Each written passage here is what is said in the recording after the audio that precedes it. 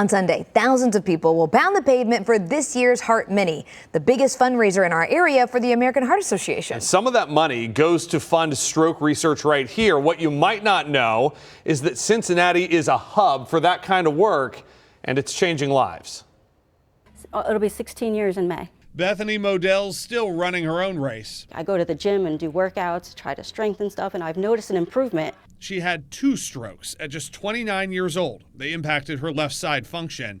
Her first Heart Mini 1K Steps for Stroke Survivors was 12 years ago, 4 after her strokes. Oh, it was so difficult.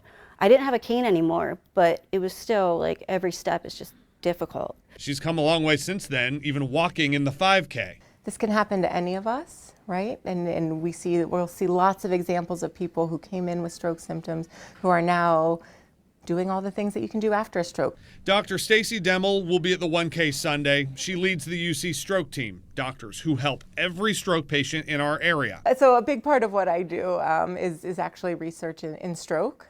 And she's in the right place. UC Gardner Neuroscience Institute is the National Institute of Health's StrokeNet Coordinating Center, the pipeline for trials and treatments for stroke survivors and those at risk. That's why my parents brought me here. And now Modell raises awareness. We were there last month for a talk at Beechwood Schools.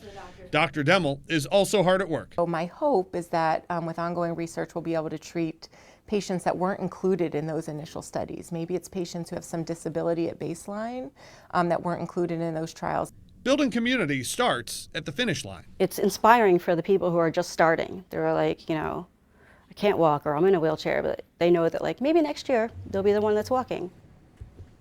Yeah, a lot of the treatments used nationwide actually got their start here in Cincinnati. There are a lot of events Sunday morning downtown, but that 1K Steps for Stroke is at 10 at 6th and Sycamore.